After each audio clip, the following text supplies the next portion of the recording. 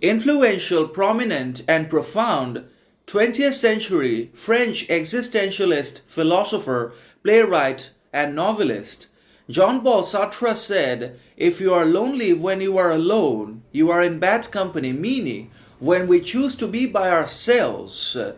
then we cannot afford to be lonely. In other words, we cannot afford to experience loneliness when we decide to be on our own and when we choose to be by ourselves without needing or depending upon anything or anyone external or from society itself. So when we are in our own corner, then it must be because of our own decision and choosing and not because of external forces or societal pressure or other sorts of obligations or compulsions that force us into loneliness or into an isolated corner, but we must rather choose to isolate and to detach ourselves from the crowd and the masses who are already overcome and overwhelmed by rot, and that they have nothing to offer to us which is productive, healthy, or happiness. And that's why we must try to create our own versions of happiness, virtue, value, and honesty and character by being in our own corner, which is actually defined as self-chosen isolation, solitude. In other words,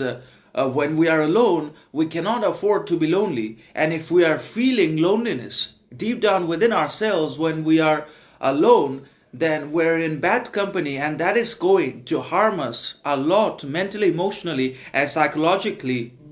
And that's why, in removing or isolating ourselves from the greater society, we must keep in mind that we are doing this to improve ourselves and to elevate our own character, skill, talent, and intelligence. And ultimately, the goal is to make a formidable and a better version of ourselves in terms of almost everything and all aspects concerning life, psychology, emotion, mindset, etc. And we cannot feel loneliness under any circumstances and situations. If we feel loneliness, then that means we crave for society, we desire external validation,